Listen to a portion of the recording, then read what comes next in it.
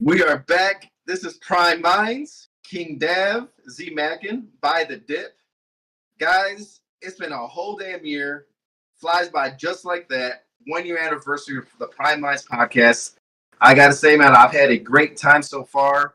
Chilling with the homies, making some friends, making some brothers. How are you guys feeling, man? Let's get right into it. How are you guys feeling after a year of doing this podcast? Let's hear from let's hear from By the Dip. How you feeling, bro?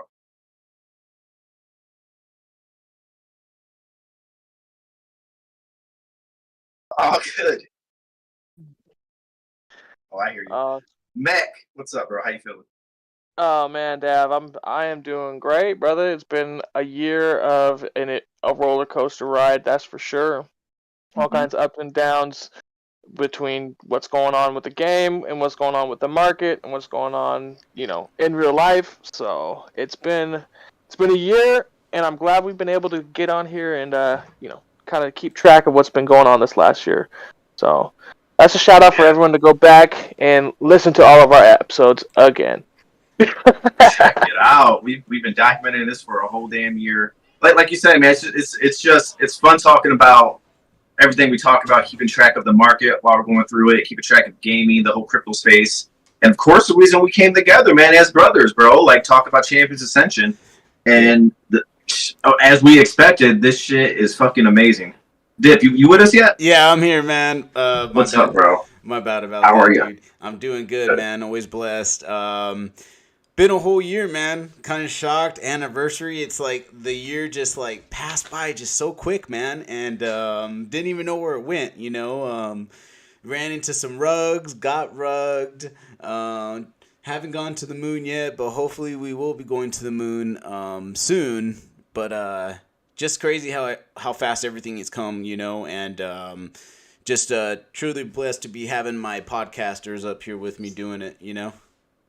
Oh yeah, man. And with this show today, bro, we have some of our most special guests, podcasters from the past, people, special guests we've invited, a lot of sharp ass people that are coming back on today.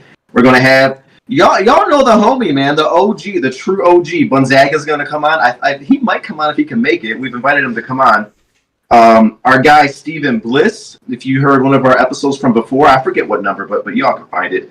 Stephen Bliss of Fear City. He was the artist with Grand Theft Auto and Vice City that made that iconic looking pop art for those games. Sharif from Valeria Studios is going to be on with us in a few minutes. And of course, man, the one and only, the guys that are making all this possible, that brought all of this shit together. The Emperor Johnny and Ice Toad will be on here rounding off the show. So we're going to have a fucking great one for everybody today. Let's talk about that, guys. Let's go back and talk about and think about who was some of our favorite guests, or even just the people who came on, but that I think are might even be legendary in this space. Who did you guys like? Who's some of your favorite people? It's hard to say, man. I loved all our guests, to be honest, man. But like if you told me I would have to pick a team, like come on, man. Champions team. It was my first project I was ever in. Ice Toad is up there. Johnny Casamessina is up there. But picking Johnny's brain was fucking dope, man. I've listened to that episode a few times, y'all. I gotta tell you, it was one of our single digit episodes.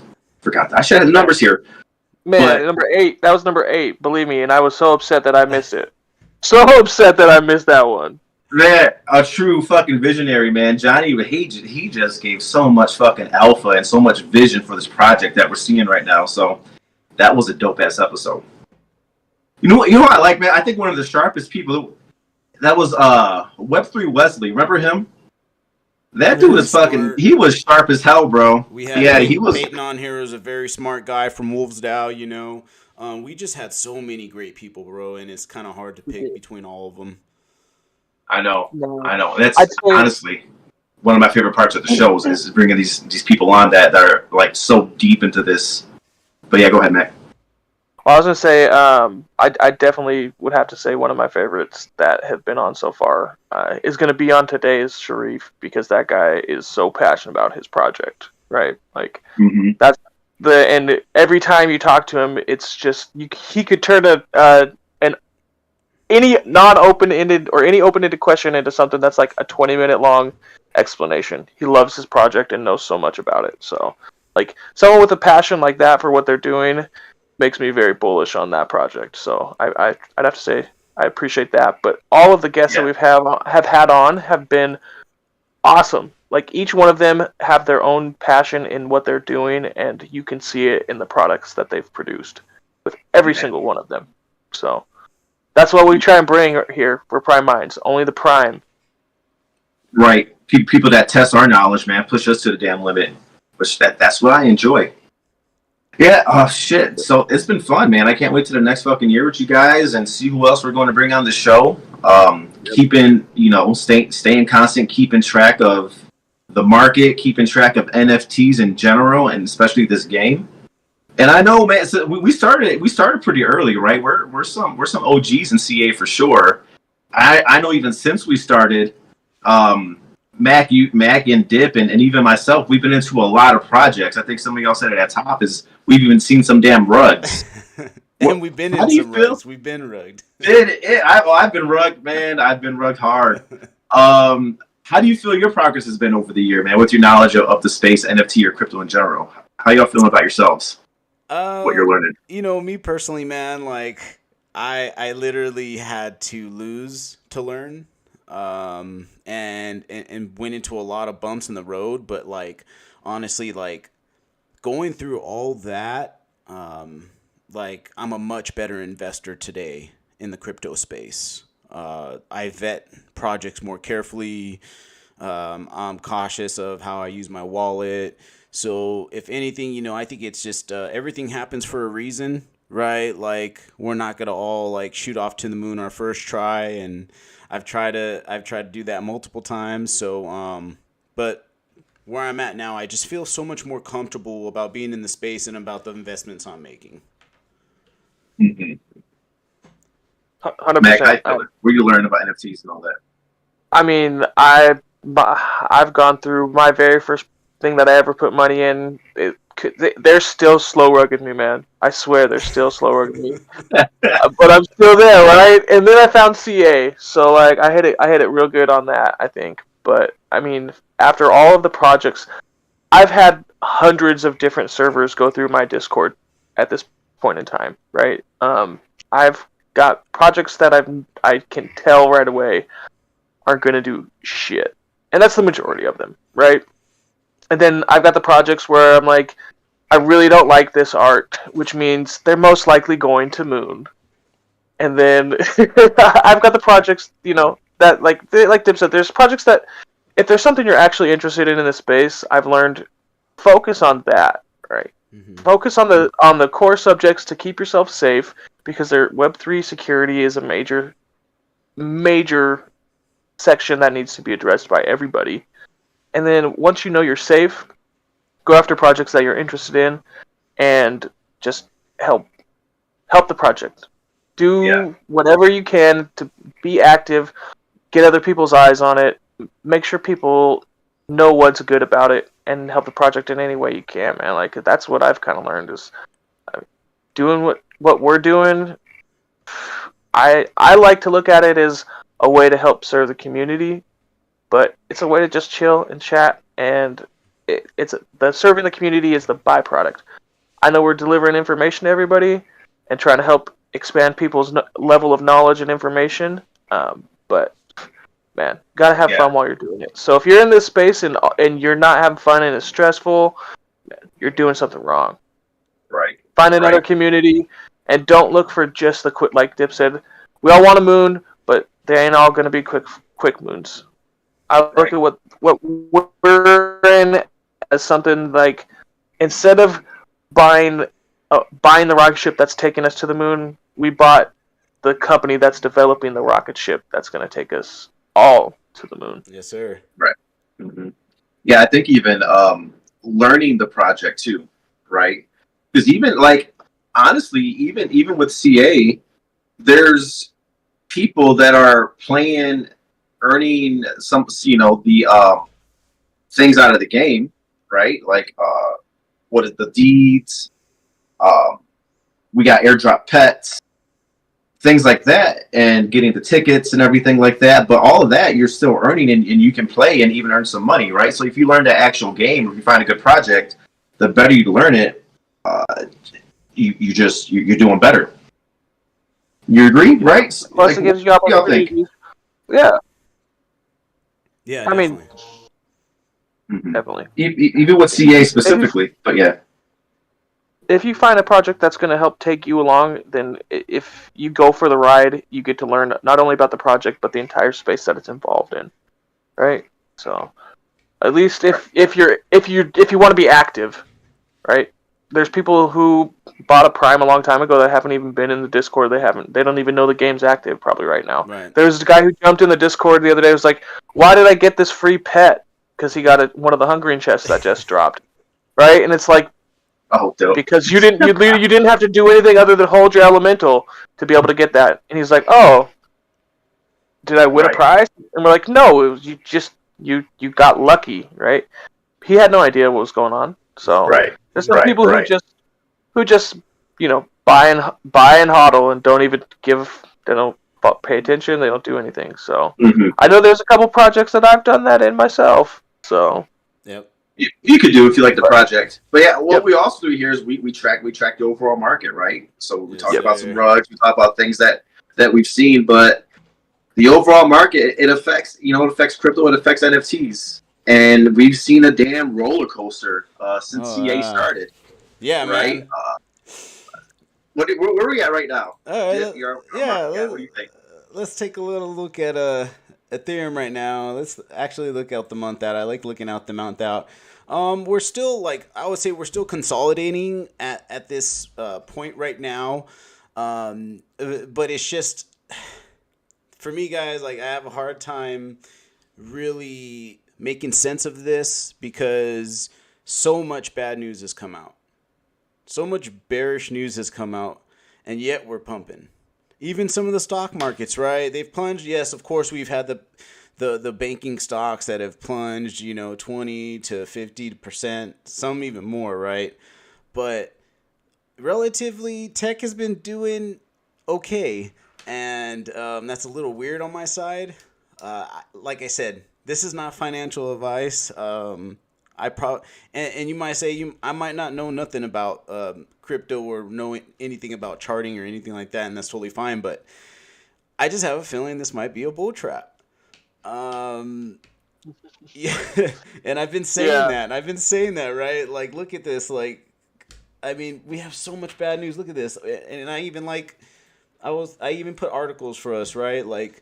Why 186 other banks could go bankrupt the way Silicon Valley did, right? And then they have on March 13th, study by 4 economists reveals that 186 banks are at risk of impairment of $300 billion worth of insured deposits. So, yeah. Well, time is that first domino, right? Go ahead, bro.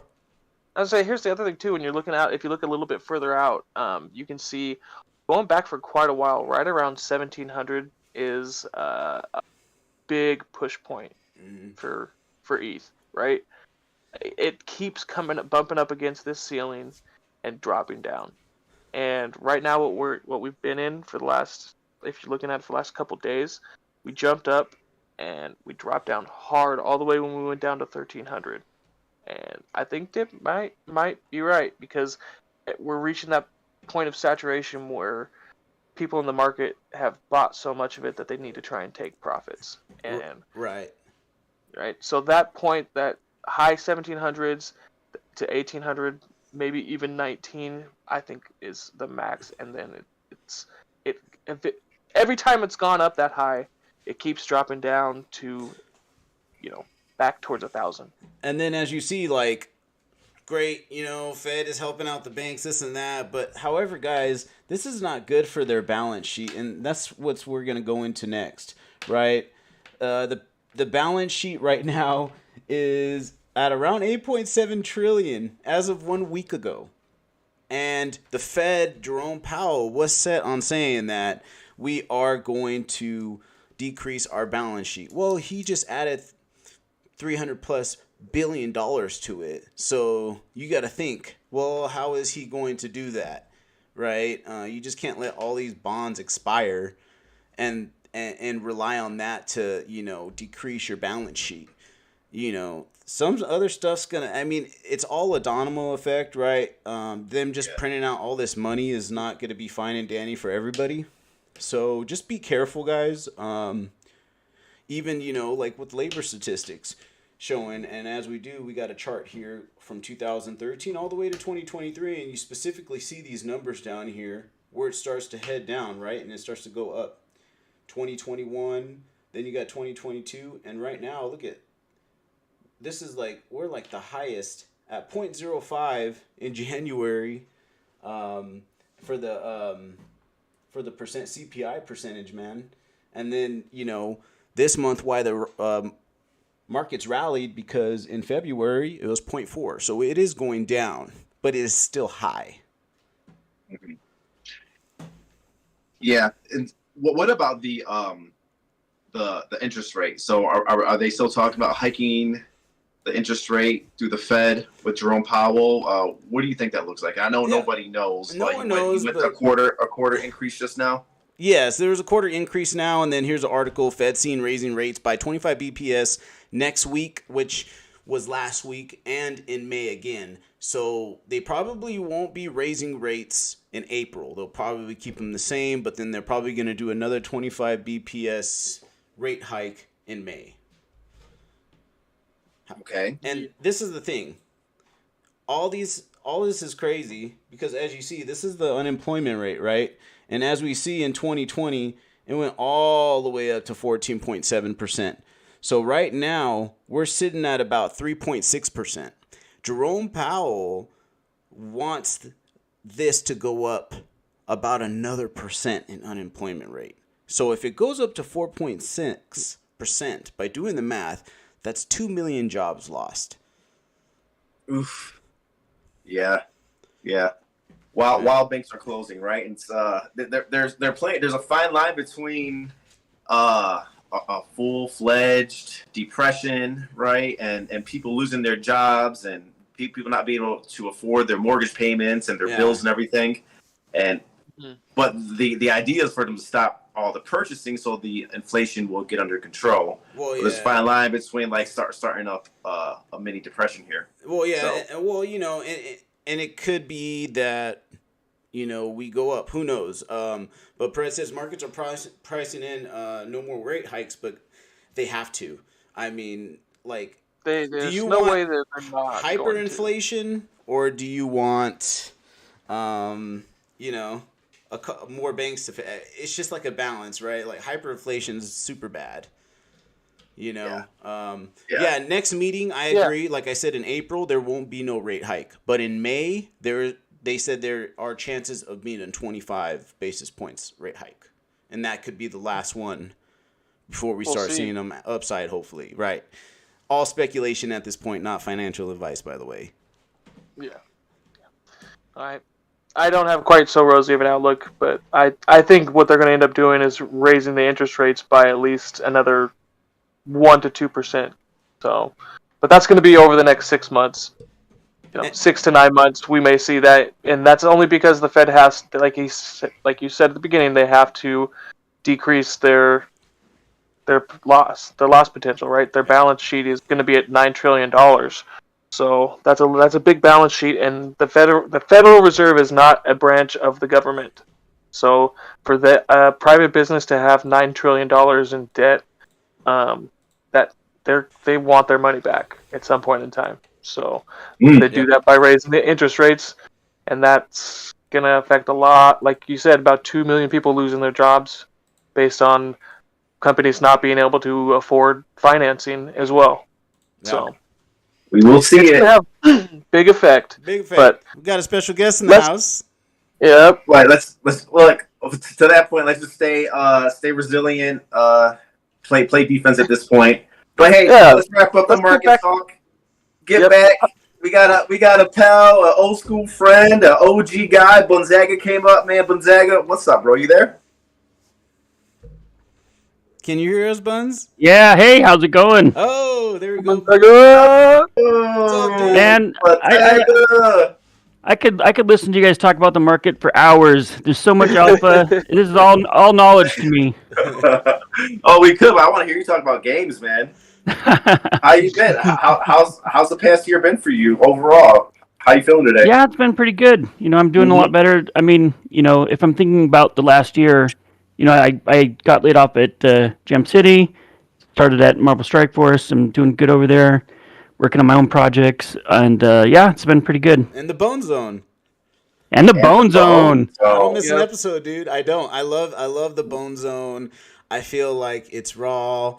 It's unbiased, 100%. It's just what your thoughts are. So I'm a big fan of it, man. Yeah, it's So speaking of that, I ran into the Emperor at GDC. How that Nice. Yeah, that was pretty cool. Yeah, he actually. I'm not going to say what he did, but he gave me some mega alpha, but made me swear on the Emperor's ring not to say anything. Did you get on one knee and kiss the ring?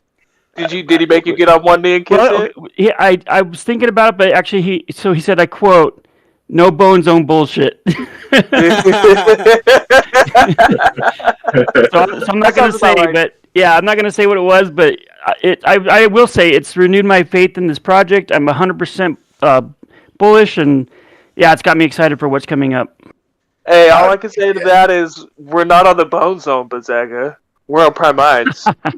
That's true. Oh, he would kill us. He would have us behead you later when he's on. If we got you to spill that, I guarantee it. Maybe he'll give us some hints a little later. We'll see. But Zach, I know you're into the game development and everything, man. Actually, I caught the last episode of the Bone Zone, and you seem pretty hype about the opportunity to make your own levels and towers and games inside the game.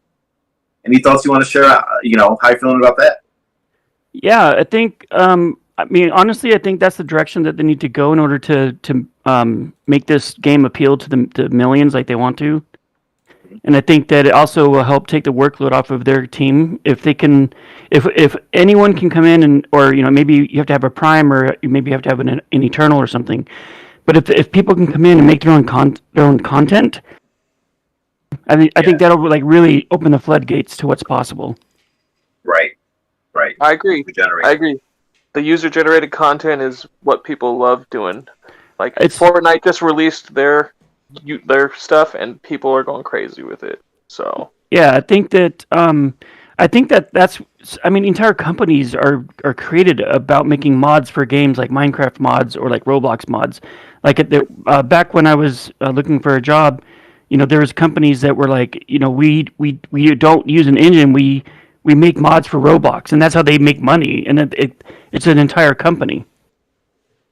Right, built off of just that game. Yeah, and I think it's interesting that, imagine that, you could have a company that just makes mini games for Champions Ascension, and they're making shitloads of money. And each Prime is a license. Wah, wah, wah. Yeah. Why not? B, how are you feeling? The gameplay's been out for a while, the alpha gameplay at least, right? In the arena and then even the 3v3. How are you feeling about the gameplay? You talk about that a lot, but how are you feeling about it?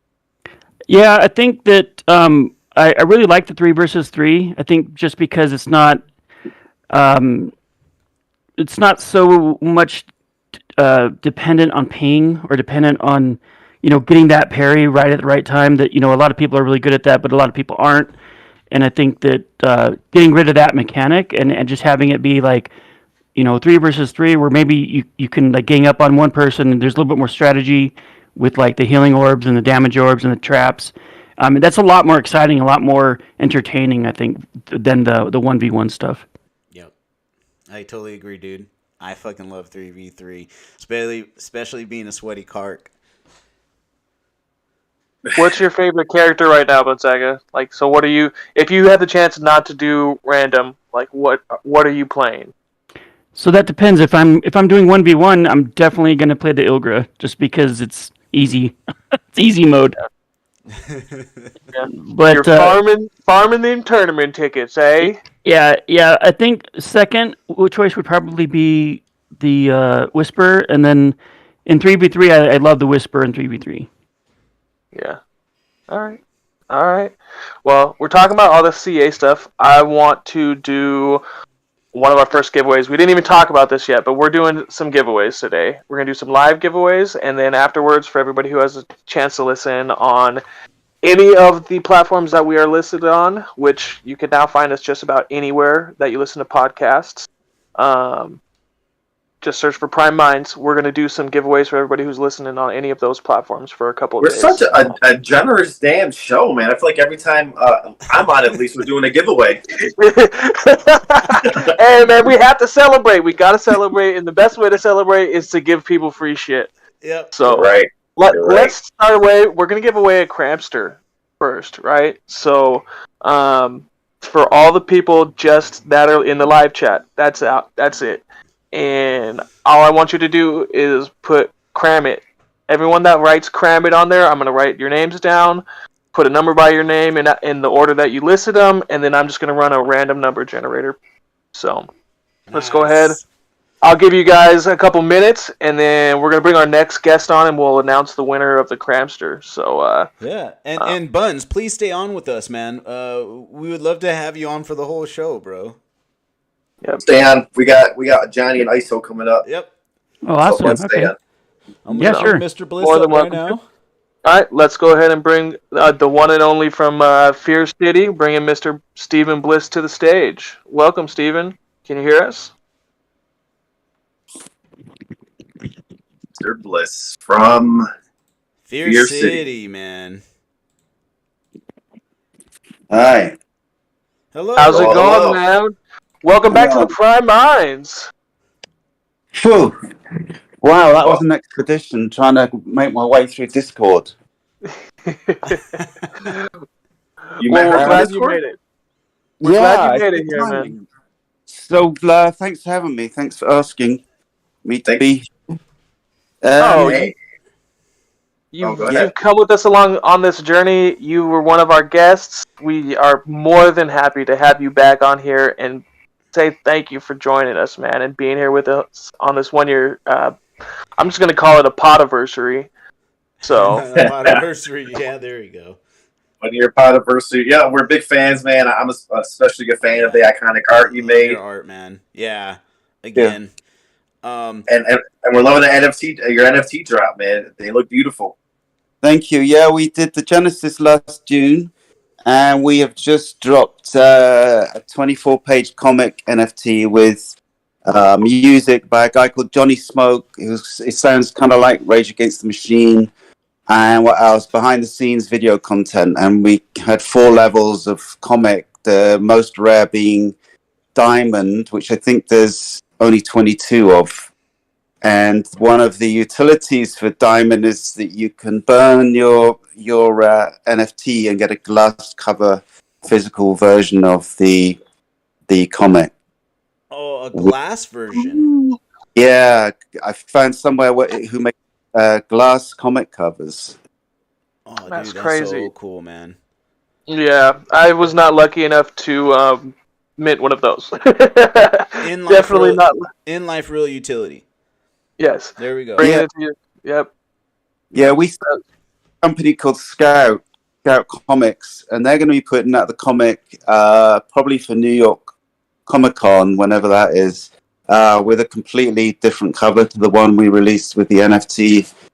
And I believe I committed to painting portraits of whoever has a diamond cover onto the cover. So when you get the glass cover, you'll be the main Thumper vigilante guy on the cover of the comic. So I just, Oh, that's nice. Is the comic called Fear City 2? The same name? it's Fear City Comics. Fear City Comics presents Thumper. Thumper is a teen vigilante who wears a mask of a rabbit that is possessed and gives him powers, but it overpowers him, and he goes on an indiscriminate, violent rage against all the criminals in Fear City. Fucking love it. So Yeah. it's like a And dark Batman. Yeah, I mean, how could I not be influenced by Batman? You know, I mean, Yes. I started drawing because we used to copy Marvel and DC comics, you know, and I found some artwork the other day from when I was about 11, and it looks so much like Grand Theft Auto artwork with the little box frames. Yes. I should post it really because it's like, oh boy, that was kind of like that was way back in my system, you know. Mm. When I Nice. yeah. So going from that, let's talk about where do you see Fear City going next? Well, Are you bringing any other characters into the comics, or how's that going? well, A little bit of alpha, if you don't mind. yeah, we have another 5 comics to do, but that last one was such hard work. You know, there was so many. We did the drop on our own, so there was only 2 of us organizing that and getting the artwork done and everything, and 4 different covers. It was a lot of work. So I've got like the next 48 pages written for the next 2 comics, but I'm thinking I'm going to have to space them out because you know, it's a lot of work. But anyway, the next big thing is a drop with a big but multi-billion-dollar platform.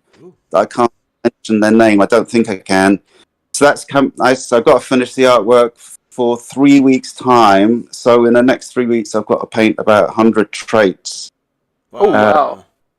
And is this drop going to be for the Fear City holders or for the comic book holders?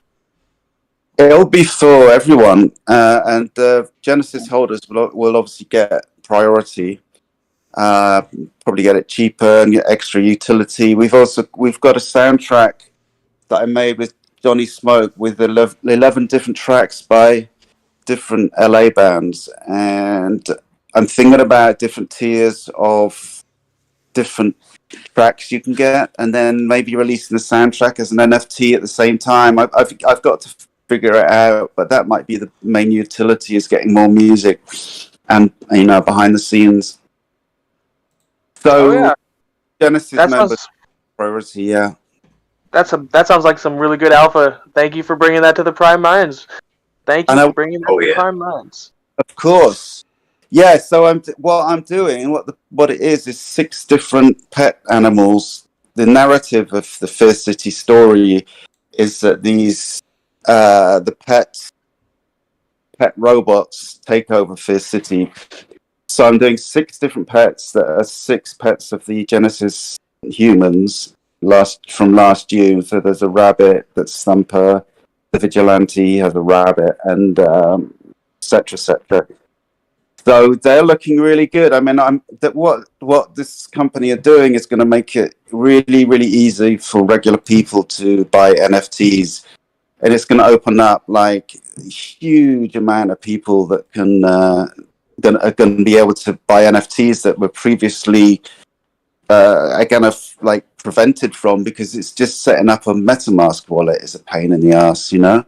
Right. Everything Web3 is always, there's so much, they call it frictionless for a reason, what they're trying to get away from, right? It's like rubbing your butt with sandpaper. It's never any fun. So we appreciate you doing that type of stuff that gets us towards, you know, more towards that Charmin Extra Soft. Right. Yeah, you know, I think we lost the first 2 hours of the comic drop. The tech didn't work, which is the same for the Genesis, which I think is pretty normal.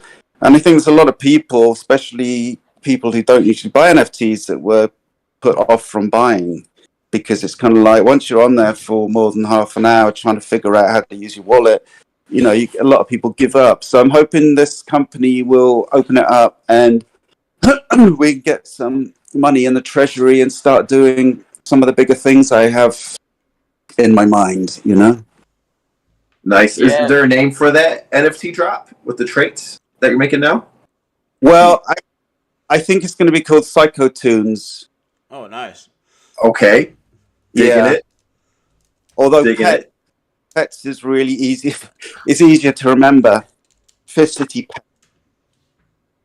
And we can find your Genesis drop, Fear City by Stephen Bliss on OpenSea. I'm looking at it now, man. It's beautiful stuff. Will this be on OpenSea, or is it a different way to get NFTs that you were talking about? Well, I think at the beginning it's just gonna be on the company's platform. Okay. And then they're gonna open it up to Ethereum after a few months, I believe. I mean, they're gonna do that, you know. Yeah, because that's the hard part, is getting to the MetaMask, to the OpenSea, and doing all that nonsense. Yeah. Good. Thank you. Onboarding more people. That's what we need. That's what Champions Ascension, the game that we talk about mostly, making it easy for folks to come on in, and that's going to bring a new wave of a new generation NFT holders. So appreciate you for that. Yeah, I really believe that it's going to really like kickstart the whole bear market and into the bull market. You know, it could very well do that, because it's a whole new source of money. You know. Yep. There it is. Mr. Bliss, any final words, man? Yeah, just like Max said, we appreciate you coming on, celebrating this 1 year anniversary with us. Anything you want to let us know before we got to go? In the words of Spinal Tap, have fun all the time. I think it. Yeah, I love it. Thank you for bringing us all the alpha. Some awesome words, celebrating a year with us, and this gentleman has decided that he is going to do a giveaway for our community as well. Do you want to just tell us really quick about that before we let you go completely, Stephen? Yeah. How does it work? I mean, if you want, we're gonna do a giveaway afterwards. I'm trying to set up a giveaway with another community member, Caldy. He's got a super fine that we're gonna set up for everybody here in the next day. That's gonna run for about 2 or 3 days. Just go ahead and let our listeners know what it is that you've brought for them, and we appreciate that. The winner, I will send straight from my wallet, will get the 24-page Thumper comic with music and behind-the-scenes video of me talking. I was going to say rubbish, but it's not rubbish. It's quite interesting. So Nice. There you go. All right. That sounds great. Wait, Steven, where can we find that video without the NFT? No, I was thinking about posting it, shorter versions on Twitter, and I probably will. I think it's a good idea. I don't want to have the comics complaining that, their video they paid for gets put onto Twitter. Maybe I'll do new stuff or edited, All right. Well, hey, keep us updated, man. Thank you for joining us, Stephen.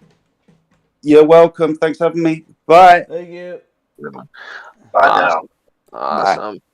Sweet. Fucking now we have the results from our giveaway. Everyone that was able to cram it with us, thank you. And we have RG Explode as a winner of a Cramster. So we will get in touch with you, RG, to get that Cramster over to your wallet. Congratulations. To add to the collection, I'm sure. Nice. RG Explode with the Cramster. Hey, don't throw it straight on the damn pet floor. And he's a frequent watcher. RG Explode is always on here, man. So always appreciate you, dude. And we have another special guest up, don't we, Z? Yes, sir. We have this guy is taking the reins by one full episode after this. As our most frequent guest, he will still maintain that. We do have our number 2 coming in today too, and keeping his close call. But today we have Sharif joining us from Valeria Games, the CEO of Valeria Studios, and we want to welcome him up to the Prime Minds and say thank you for joining us. Hey, Sharif is back. You there, Sharif? I think you might be on mute. Yeah, I think I was on mute. Yeah. My bad. Welcome. It's going good, man. I was actually just trying to upload some stuff to share with you guys. Let me see. I'll upload it into the guest speaker chat if that's okay. Sure. Oh yeah, we got some cool updates. I'm just trying to find the best gameplay video to. Okay, so I'm gonna share some gameplay video, some footage, but I just want to say the purpose of this footage was to actually highlight something else. It was a new speed stat that we had implemented into the game. But we can talk about this. Let me. So I don't get ahead. We definitely have to talk about this. I'm seeing some stuff that I know Dip hasn't had a chance to be able to get on the stream yet. What? Did you drop these in leaks this last week? Okay. This was like in this was like I did it in a video. So Okay. I did it in like a video format. You would have had to watch the Yep. video, but we shared like some of the new website stuff. The booster packs, I don't think we shared that with our community. Like we might have shared it to like a few people in the chat, but not officially. We Yeah. haven't actually shared it. So you see that one video with the long page of all the card artworks. Mm-hmm. There's the metal legendary cards, which are the individual cards that you see. But there's this one video with like a whole page of shiny cards, and that's basically the booster packs card for NFT NYC. So at NFT NYC, we're gonna have booster packs. You're gonna get 6 cards, and then if you win a match, you gotta come in and you gotta win a match, a PvP match against someone else live. If you win the match, you will get a booster pack. There'll be 6 Valerians inside with a QR code, and then basically, if you whatever Valerians are inside that booster pack, you can mint those Valerians, and those will be the first Valerians that we mint. That'll be happening at NFT NYC. So whatever Valerians are in that booster pack, those are the exact ones that you're actually gonna get, and it's a free mint. We'll actually be paying for everybody's mint as well. All you got to do is basically just win the PvP match. Nice. Nice. Well, So we're like- looking at it now too. The Wave 1. This is Okay, actually so- a lot updated. So that the reason we were sharing that is if you see, we introduced the new battle stat. So you see on the left when there's a queue there, and when you queue up a move, you can see that some moves, the animation happens much faster, and then some moves they take a lot longer. So you can see, for example, Obsidian, which is the red move, his move is moving up so slowly. Whereas, Kuko, who's the Firefox Valerian there, his move is happening much faster. So we did this because we wanted to introduce a new stat to the game, which is a speed stat, which is basically after you actually use your move, how long does it take for your move to execute? So you could basically input a move before me in the battle, but if my Valerian is faster and I input a move after you, it will be like a race on the left-hand side to see whose move is actually going to take place first. And at the top, that's when the move happens. That's And pretty this cool. is super important, yeah, because we have certain items, for example, that will like paralyze a Valerian. And if your move is in the queue, you lose your move. And we have certain items where it's like, they're called priority moves, like a barrier or a heal. So if I see, for example, you have a big, strong Valerian, but he's slow and he's about to finish off one of my guys, I have enough time to place a barrier on him. Or I can place a heal on him to try to keep him alive. Or I could try to stun your guy. Or, stuff like that. Or I could taunt your guy to make him attack a different Valerian. Or there's so many different possibilities. We have like over 100 items in the game. But that's why the queue is so important for us, because it's like the strategy part of the game now. Where it's like, yes, you've inputted the move. Might take 4 or 5 seconds for it to execute. Alright, what are we going to do? How are we going to counter that? How are we going to beat that? That was the purpose of this clip. But these assets have not been optimized. So this is still very, very early gameplay. So, Sharif, we have one of our guests, which is one of the first champions of the Flourish Blood Tournament, KG. By the way, congratulations on that, brother. He says, what game is this? So could you kind of give an overview for people who are first time seeing this? Oh, listening right. To this? Yeah, absolutely. So basically, it's funny, man. I chat with you guys all the time. I feel like everyone's caught up with what we're talking about here. Man. So yeah, this is basically my name is Sharif. I'm CEO for Valeria Games, and we're building a game for iOS and Android. And basically, sorry, I'm actually just tossing this into our space, into my Discord. It's on the podcast. So basically, we want to build a mobile game, and what we've done is basically created what I like to call a mix of Pokemon and Clash Royale. So basically, everything you see in the battle is NFTs. I know some of that artwork that you're seeing in the video is placeholder artwork. That's why we haven't shared the video or done marketing, because we still have to update our card artwork. But basically what you have is everything is NFTs. You got champions, which have abilities that are NFTs. You got Valerians, which are like the Pokemon. They level up, they evolve, they're NFTs. You got weapons and items. Those are NFTs as well. Everything levels up and evolves. And basically when you enter the battle, you have 10 cards. The 10 cards are made up from the deck that you put together. The Valerians, their moves make up the cards. The weapon that you brought into battle, your champion, the items you chose to bring into battle, that's what makes up the 10 cards that are rotating on the bottom of the screen. And then you have your energy bar fill up. Valerians have elements, right? So you got fire types, which are great against grass type, but weak against water type. They're effective and resistive to everything, similar to Pokemon. We have 10 elements in the game to start off with. But I would say probably one of the coolest thing that we've done is that our Valerians are actually other NFT projects. Same with our champions. We got Kaiju Kings, Llamaverse, Cyber Turtles, Creeps, Project Gajira, and actually some new projects that we haven't announced officially yet, but our team kind of found out, a few community members found out. But that champion is, we got Digidaigaku. So Digidaigaku will have 2 champions in our game, and holders of Digidaigaku can basically mint one for free. And they can choose which one of the 2 that they want to mint. So I'll be curious to see which one has a bigger supply. But one will be the girl with the lollipop, and one will be the ninja, Yojimbo. So we got 2 Digidaigaku champions in there. We're gonna have Neo Tokyo added as Neo Tokyo champion is coming as well. We got Imposters, which is Elio Trades. So we have all these huge projects, and they're all gonna be characters in our game. And so that's one thing that makes our game really cool. Is basically like they have to download our game to claim their free champion, to claim their free Valerian booster pack, or whatever it is. We have like over 30 projects. But yeah, it's like Clash Royale meets Pokemon with everything NFTs. And we're working on trying to get a Champions Ascension champion there too, Love man. to have them. Love to have them. We'll try to do what we can for you, brother. We'll do. Yeah. I mean, I'd love speaking to of have the Champions Ascension. Speaking of the champions, that was one thing that you were talking about, being able to be so generous of with our listeners and our community. Do you want to talk about that a little bit? Yeah. So basically, our Champions PFP, what it does is it's something that our landholders got for free, but basically that PFP every weekend will get you into an exclusive dungeon. And right now, everyone might not see it as extremely valuable, but these dungeons are going to be like the prime way to get alternate card artworks. So it's gonna be Kuko, but the alternate card artwork of the Kuko or whoever it may be, these dungeons are gonna have crazy drop rates.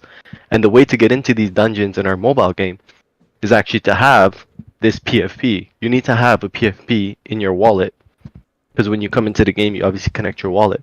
And if you have this PFP in your wallet, you'll actually be able to access these dungeons. So once the game comes out, I expect these to be very valuable, because alternate card artworks and cosmetics is a lot of the times where people choose to spend their money, whether it's shinies or whatever the case may be. And that's what the PFP gives you, access to these dungeons every weekend that you can only get into if you have this PFP in your wallet. And you are blessing our community with one of those, so thank you very much, sir. Man, we love it. We love this is why, I have no qualms with saying it. I got asked who's one of our favorite guests. I have no qualms with saying so far you have been my favorite guest, Appreciate Sharif. that, man.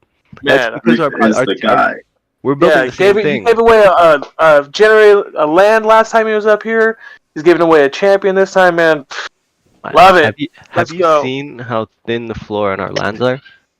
Check out our lands. We are 0.5% listed. We have 50 lands for sale. Like 50 lands for sale. Out of a 10K collection. Before you guys come out, so. We got diamond hands. Valeria Games Genesis Land. I'm looking at it on OpenSea right now. Sharif, man, thank you for coming by as always, man. Absolutely, man. Any parting words for us or the community? No, man. Thank you guys for having me, man. Thank you guys for having me. You guys are an awesome community. If you guys find a way to get Champions Ascension in the game, man, you guys send me the champion you want in the game. We'll take care of the rest. We'll create the 3D models, the animation, the VFX. Leave the rest to us. But you just send us the champion you want in the game, and we'll get it done on our end. Oh, we know it. Well, thank you, sir, man. I'm sure we'll be talking to you again very soon here, and I think Mac's gonna hang out with you NFT NYC too. So we're gonna hear all about that. See you guys there. Yep, sounds good. I'll see you guys there. Thanks, Sharif. Take care, guys. Take care.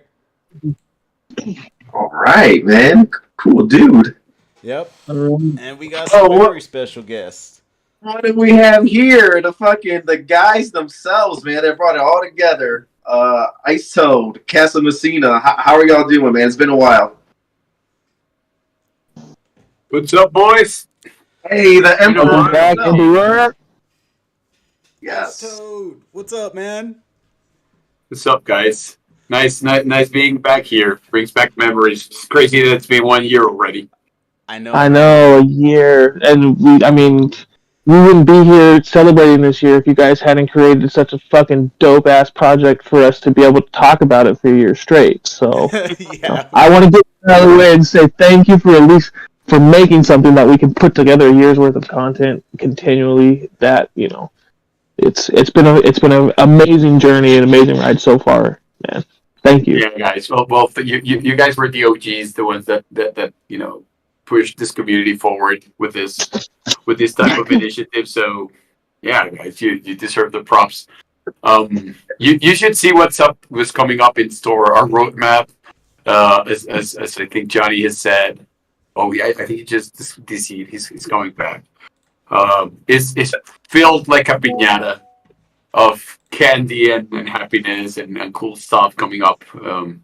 Next week, you guys will see one slight change in let's say the avatar that represents some of the players and then everyone else. Nice. This will make sense on Thursday once we update the new version of the slide. But there's a lot of stuff coming, guys. Yeah. Oh, okay. And I mean, you All guys. right, so let's zoom out a little bit, ISO man. How are you feeling about the progress of the game? And I know we expected this greatness that we're looking at right now, but how are you feeling? The 3v3 came out recently. How are you feeling about your creation, about your baby here, man? I'm feeling great. I think that it's a feeling. I try not to be complacent because that's a really dangerous place to go. But I do feel very satisfied and proud of where the game is going. When you're a creative, there's like two feelings that you can feel: despair, which is a very usual feeling because you're not always sure where the thing is going, or you're not always completely happy with the product, or just pride and excitement. And I really wake up every day excited, and I have my brother in arms here, Mr. Casamassina himself, and working with him is it's a blast. We laugh all day. I love interacting. Like the team that we've built is, I would say, is probably the best creative team that I've worked with in my career. So I'll actually let Johnny, now that he's back, into talk a little bit. Can you guys actually hear me right now? We can, dude. Yeah. Oh my goodness. It's a good thing I didn't talk any shit about anybody. I didn't get my notes correct, guys. How you guys doing? Happy 1 year. Thank you, sir. Thank you. We're doing Oh, great, man. man. We've been seeing your face blasted everywhere lately around GDC. I know, dude. I'm getting sick of my own face, and my face looks fantastic. So for me to get sick of it, it's terrible. Right. How was that? How was that, by the way, GDC? Did you were you looking at the competition, man? How are we stacking up? Yeah, I mean, I kind of said it. I mean, like, look, at the end of the day, it was actually really cool, to be at GDC this year. I think, first of all, I've been going to GDC for many years now, and it's very much changed, its focus over the years. And, one thing I can say, every year there's like a story, and then there's the real story behind the scenes that, only certain people kind of know. I think the story this year that everybody was seeing is like, Web3 games were a lot more present at the show. I think there was a little bit of you guys have probably seen this, a little bit of a shift in sentiment. Like, people are now willing, right, to kind of talk about it. But behind the scenes, look, I mean, at the end of the day, like a lot of the gaming business folks, where Ice Toad and myself really kind of find our reputations. Web3 is still kind of like, well, what the fuck is that bullshit? It is the sentiment still kind of behind the scenes. But I think, for us, we had a fantastic showing. I mean, there was a couple other nice looking games for once. We actually saw some really, some of the projects that we've actually, partnered with and said that we're going to do collabs with. And got support during the Elemental Mint from, those guys were there. They had some great ones. Shrapnel was there. My Pet Hooligan was there, looking pretty nice. But I think there's and no offense to anybody else out there, there's really no fucking comparison, guys. Like, Right. You know, Right. Champions is massive, ambitious, kick your fucking ass project up and down the block from the word go. And I think it showed to anybody that looked at it. I think I got the same reaction from anybody, you know, on the floor who was seeing it for the first time. You know, we had people kind of going by going like, what is this? And you go like, well, blah, blah, blah, you know, it's this, that. And, you know, you really just talk about the game first. And then you say like, it's a Web3 project. And you see just faces go like, it's a Web3 project? You go, yeah, dude, it's a blockchain. These are all player-owned assets. All these assets that people are battling in this killer 3v3 bloodfest, you know, those are our core community members' assets right there. And I think that kind of really set the tone for how I felt about our reaction. We just got a lot of really good feedback in terms of what we're doing. And then, of course, there was a lot of behind-the-scenes action that the CA team was engaging in off of the floor. And I can assure you guys that we're doing the most exciting stuff behind the scenes as well. So we look forward to many, many more years of being able to make podcasts about Champions Ascension. So let's fucking go. Let's go. I mean, y'all are at warp speed, man. It's about a year for you all too in the game development, and we're already here 3v3. The community we see is growing. A lot of more community generated content or community content going on. So, how are you feeling? You know, at this point, you know, and move forward with the project. Yeah, I mean, you know, Ice Toad said it really well. I think like him and I we're doing our best to live the dream. Like I said this, I was on a panel, I was on a Polygon panel at GDC, and there was a lot of questions about, you know, hey, the friction, the difficulty. Like, again, we've been making games for a long time, so game development in general it's a tough business. It's a tough thing, man. You're putting yourself out there all the time. You're really putting, your ideas out there for people to consume, and then of course give their feedback and opinions on. And I think, we made a conscientious decision about halfway through the year. In this emergent space, we just said, hey, look, brother, like, let's just have fucking fun with it, man, and like, let's just go. Like, we're always set to 100 miles an hour. I think, the last couple months living by that, we're set to 150 miles an hour. And it's quite frankly, it's like what we love to do, because, you just got to keep your heads down. You got to fucking move forward. We stay aware. We listen to what everybody is saying. As I've mentioned many times, like we're right in there in the thick of it with you guys, so yeah, this is very much an in development project, right? So another game looks good, and everybody gets confused occasionally that like, why doesn't this work? Or why is this guy, too strong or whatever? And it's like, dude, you're right. A lot of the shit that you're looking at here is the kind of stuff that nobody ever really gets to see, ever. Yeah. Yeah. Four characters we've learned to kind of handle that. I mean, I can say that developmentally, that's been a challenge. But we're just having fun with it, man, and we're having fun with it, and happy to see you guys having fun with it, and always having something to talk about too is, makes us happy. So the biggest challenges for you guys, right? Starting off as a Web 2 game with Jam City, and then we come across all the changes, which are great changes: $32 million in raise in funding, A16Z. Now you're Apply Labs. Could you kind of like condense that and like? How's the experience been? What have you learned from this space, and also integrating Web 2 in it as well? Yeah, I mean, so one of the themes, one of the quotations themes, big themes from GDC this year, and you've heard this kind of bubbling. I love it. I see the experts, all the experts. Games really need to be fun for people to be interested in them. No fucking shit, dude. Like, what a fucking revelation. Is he visionary there? Yeah. You know what always interested me, Johnny? There's something that we've discussed, but it's funny because when some of us started like developing actually fun games, then you had all these people talking about like design theory and how the monetization element or the earning element, let's say, of game tied to gameplay, pollutes gameplay and actually destroys the purity of the fun element. And so that they argue that you can't really have fun, with having earning and fun at the same time, and that then inevitably becomes a job. And I've always thought of poker, man, as my, I'm a very big poker player, and I've played poker for money, and I've played poker for beans and just, pieces of paper. Trust me, it's a very different experience, and I guess you guys know which one I think it's more fun.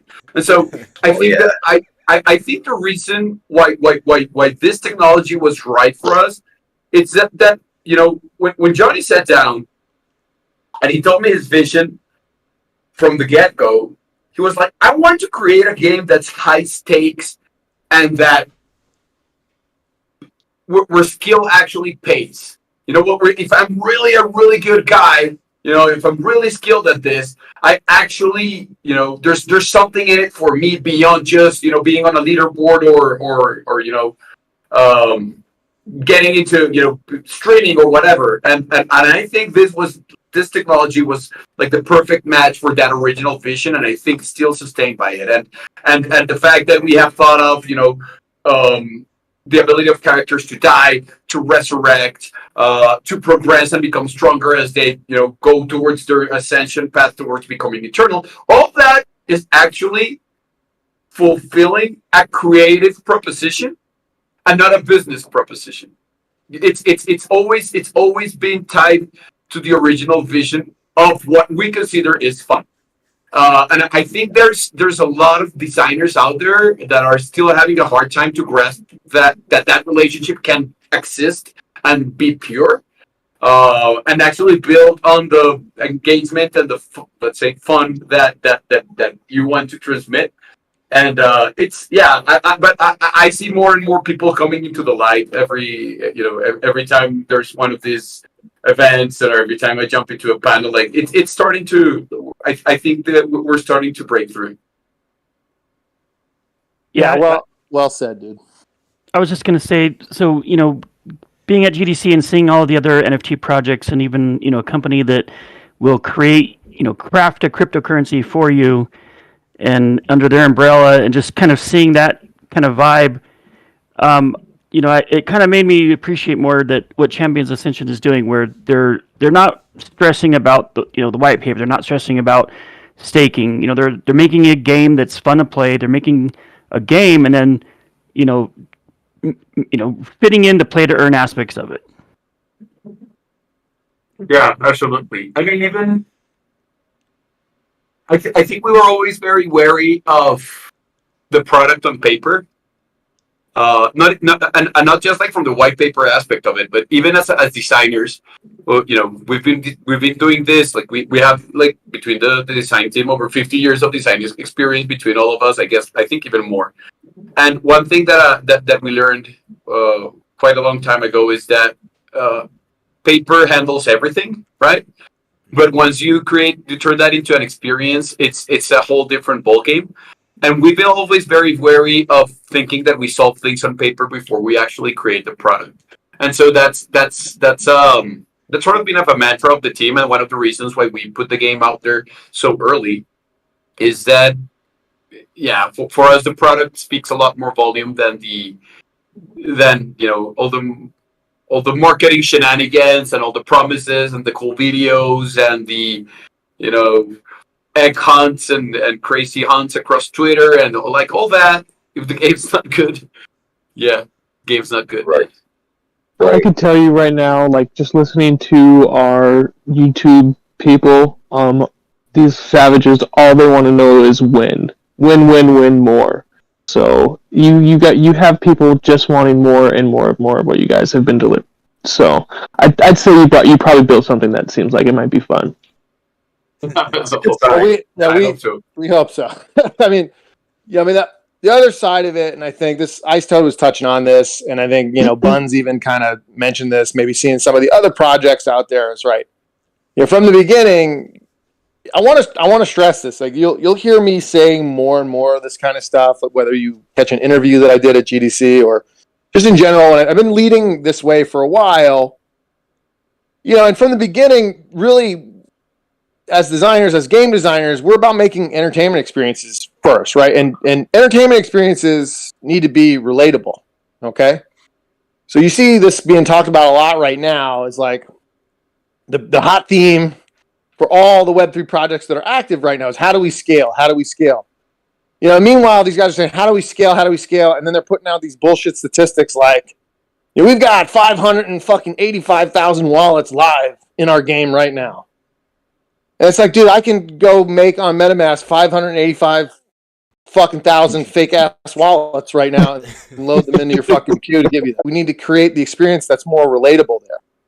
How does that relate back to you guys as player owners?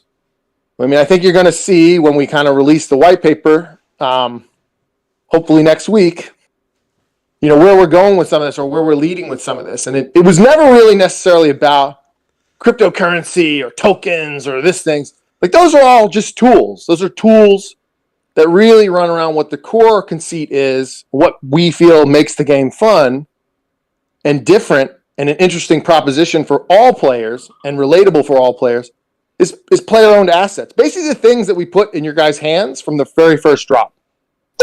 That you guys grabbed when we did the Prime Eternal drop. Player-owned assets is where the power is. That's relatable. That's something that gamers, that collectors, that people have been understanding for years and years and years. This is mine. I own it. Here's why it's valuable. Here's what I like about it. Here's what the guy that I might sell it to or trade it to likes about it. And the market sets a value for that. However that transaction is handled, what the blockchain and what NFTs actually allow for is an indisputable record of that keeps you guys safe and secure for the most part in that transaction. And that's what the technology really unlocks. That's what we're interested in. That's what we've always been interested in, right? The game is the vehicle for that. Like, we made an amazing conceptualized game that we're developing right now around the unique proposition of player ownership. And with player ownership, you guys become partners in the economy we're building.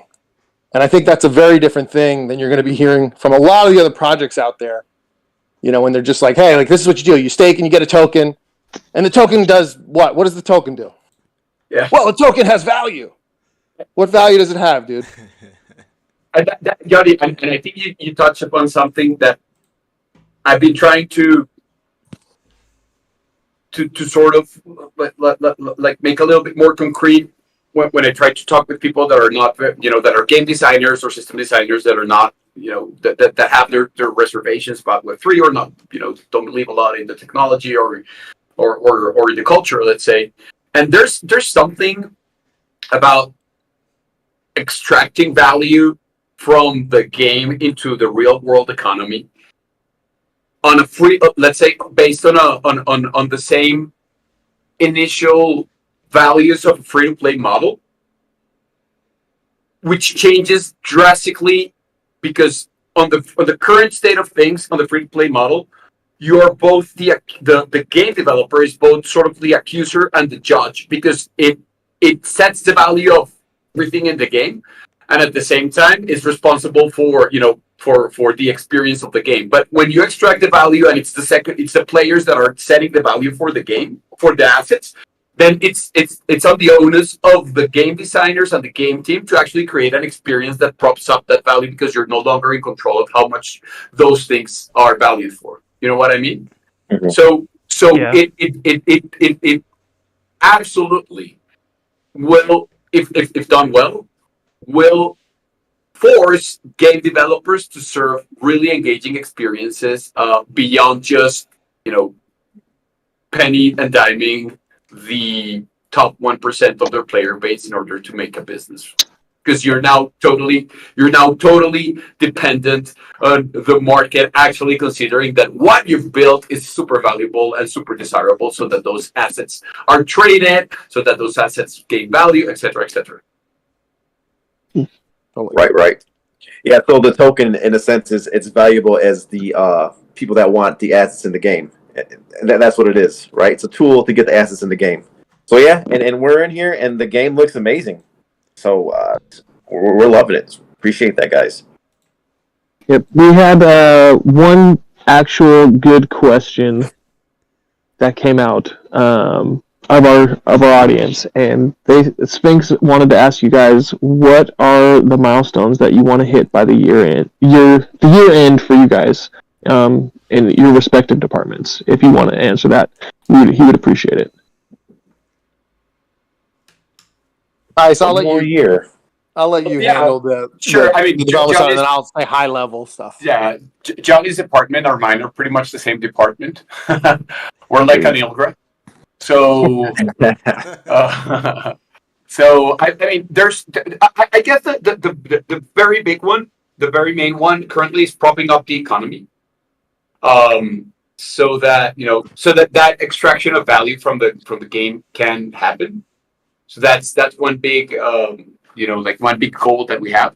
I'd say pretty much in the same vein is propping up the progression, the player progression, so that, you know, there's an aspiration not just for owners but for the regular Joe that comes in and plays with I'm not going to say the name yet, but a new character, right?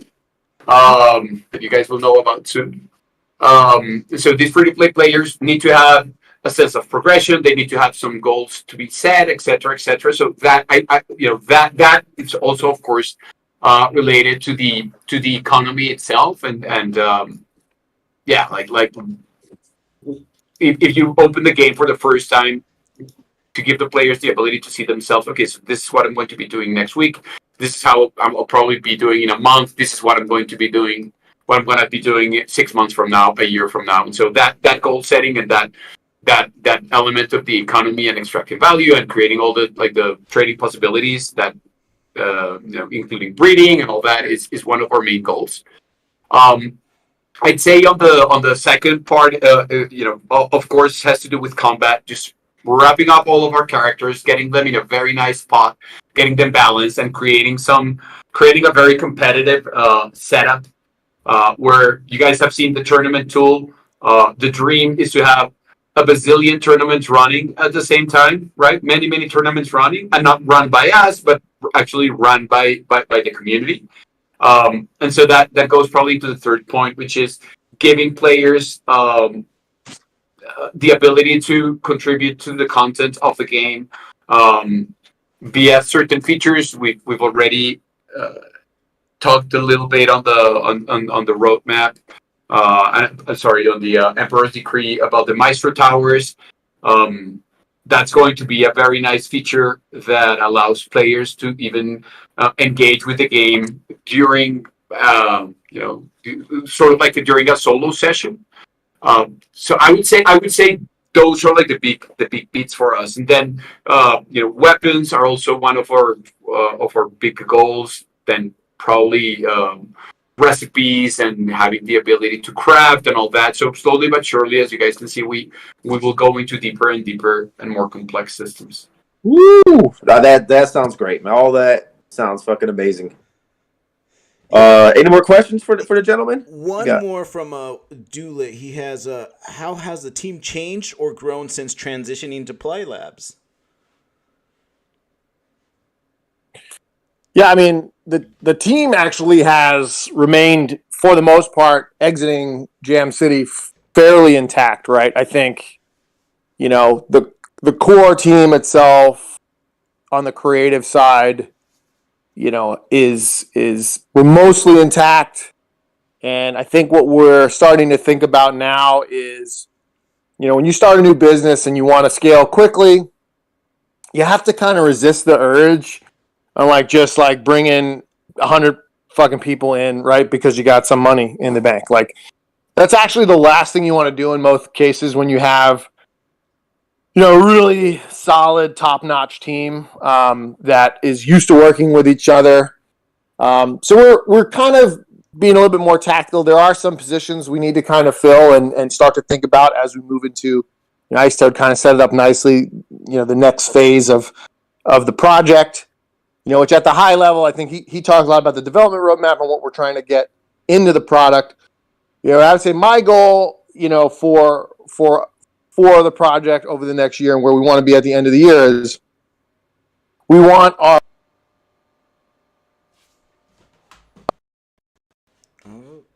no.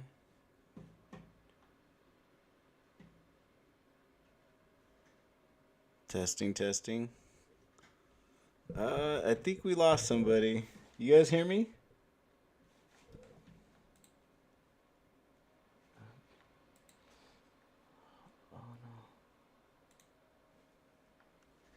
Guys, I think something's crashing. I think we're getting rugged. Be just a moment. I'm like, hold on. Wow. I'm trying to fix it, guys. This is insane.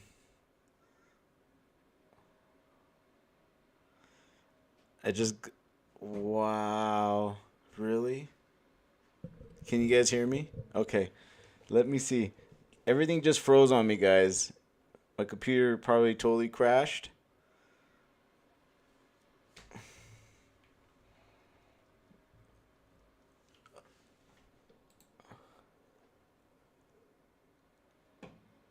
Testing, testing.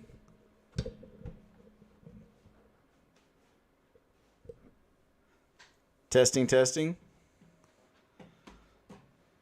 Yeah, guys.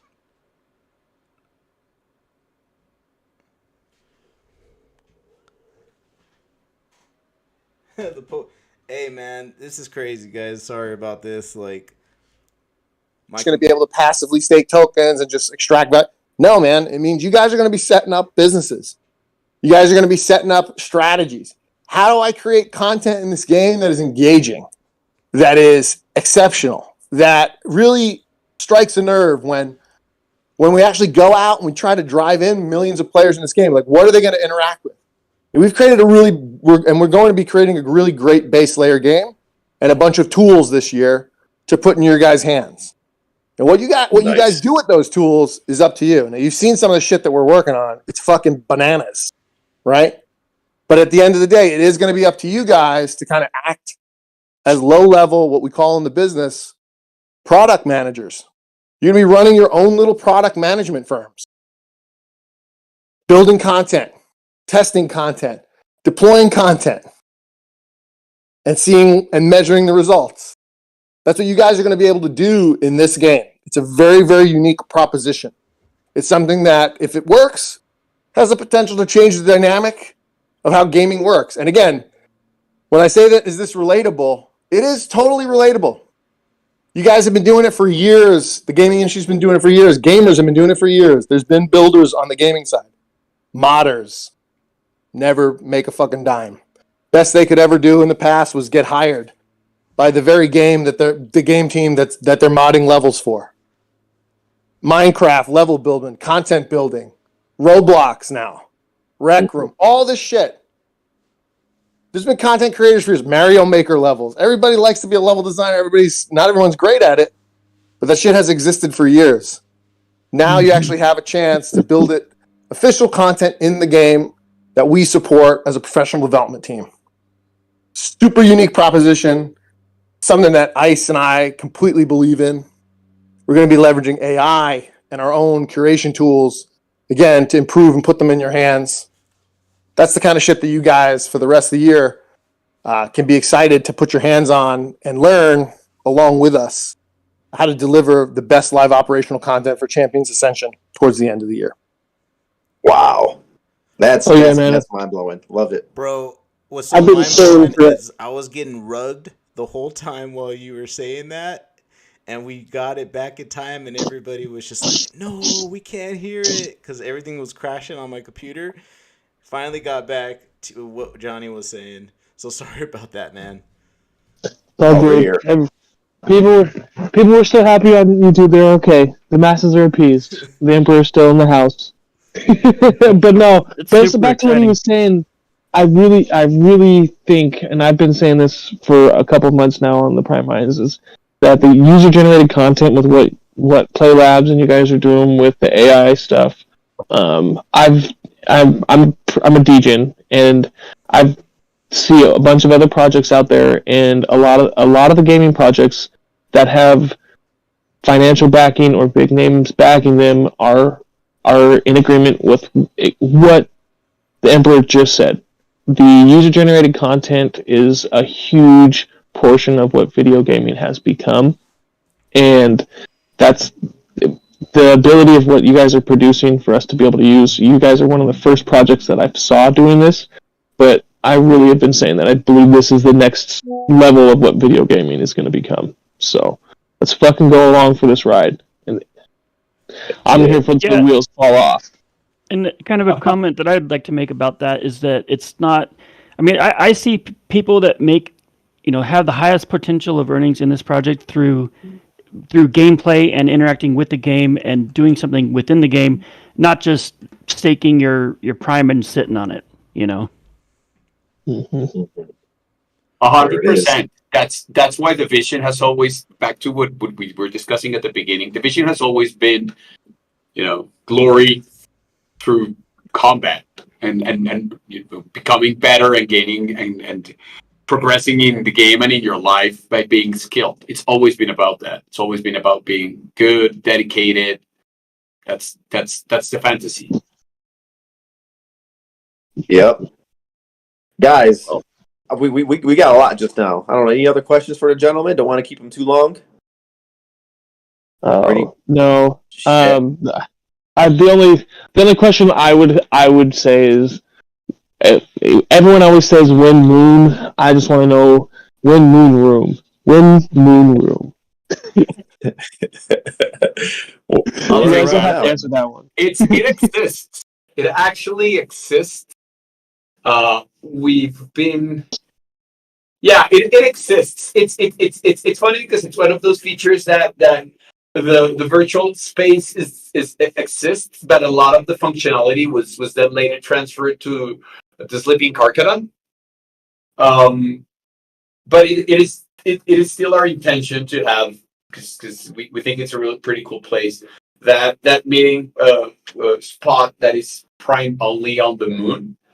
That said, we've been saving some of the development cycles and some of the design energy to the point where we have enough population so that you guys really need to be set apart, because now I think for now you guys are still the majority. Once that is no longer the case, that story will probably float to the top of the backlog. But it's there. It's definitely there, and the moon exists. As a virtual place. The moon exists, and the moon exists. The moon exists, and any of you guys that took a look at kind of our where we're at least, and what you guys saw with that AI modifier, just I mentioned it on the stream when we did it, but that's wrapping to the collision layer. So at the end of the day, like we're gonna build what we would like to call the default version of Messina, right?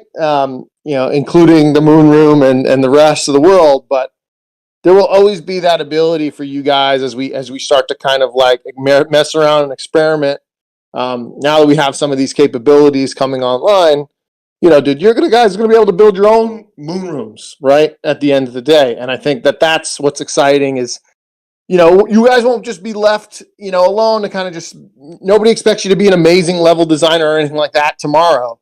That's why we're working on curation tools and giving you guys really a nice set table to then tweak and work and bring your creativity and some of these advanced dynamics that are coming into gaming and entertainment and media and technology.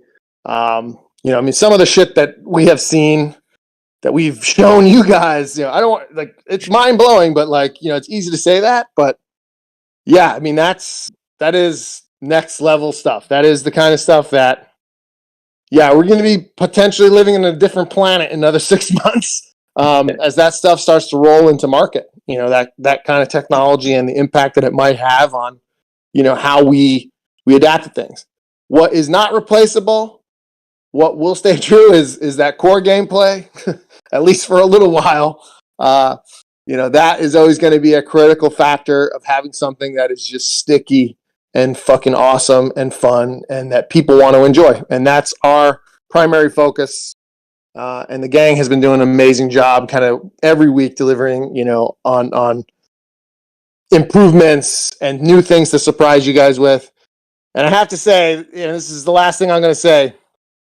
Ice Toad showed me something on Friday afternoon that is another just like, wow, okay. So this is how this is going to be. Little preview that we have coming soon in the next couple weeks and months. That next big mode that's probably going to knock your guys' socks off and make you scream and shout and laugh and cry all at the same time. It has the word carnage in the name. That's all I'm going to say. All right. That mode. Little alpha. Man, yeah, I got to say, y'all have been visionaries from the beginning. The reason I came here is because this game was looking at the whole Web3 space with NFT gaming and ownership and being a part of the development process and listening to the community. All that is visionary shit that not a lot of people or really nobody was talking about besides this project here, CA. So I'm all the way in. My faith is in you guys, the developers, to stay visionary. And as Johnny, as you said, the 6 months looks like AI is changing a lot of shit up, and you're still on it, still being visionary, and still seeing where that can take us, man. And we're along for the ride. So I, for one, appreciate it. Guys, like I said, don't want to keep you, man. It's again a little bit later here in the day, so we thank you again. Thanks for celebrating this 1 year anniversary with us, and if nothing else, man, enjoy the rest of your weekend. Congrats, guys! Thank you for having us on. Keep it real. See you guys on the round trip. Thank you. All right, Happy guys. anniversary, boys! Congratulations, and see you in the slides. Take care, everyone. See you guys in the arena. Cheers. We should have had some champagne bottles, man. Damn. Should have had the horns. Dude, Should have had the all trumpets this- going off. All this alpha, and I was rugging hard. Like, Oh hard. no! You missed it. You forget. Let's people asking for a recap. What did the Man, Emperor look, do just now? you know, like what I heard was like Johnny's saying he's building one of the dopest base layers, a universe for us to be on top of and create what we want to create and play the games that we want to play, right? Using, and like I just said it just now, is using a lot of the technology and tools that are coming out right before our eyes and still continuing to integrate it into the base layer of what Champions Ascension is. Zach, I know you got a lot to say about that too. What do you think about what Johnny just laid out for us? Well, I think that, so my takeaway is that it's not going to be a regular NFT, stake and earn passive type thing. I think that, in order to make the most out of our Prime Eternals, we're going to have to get in there and, create content and somehow interact with our Prime Eternals somehow in that creative, the mini games or whatever, or like those Maestro Towers, or somehow we're gonna have to use them in game in order to generate money. I don't think it's gonna be like a passive staking and earning type thing. I could be wrong, but that's my takeaway.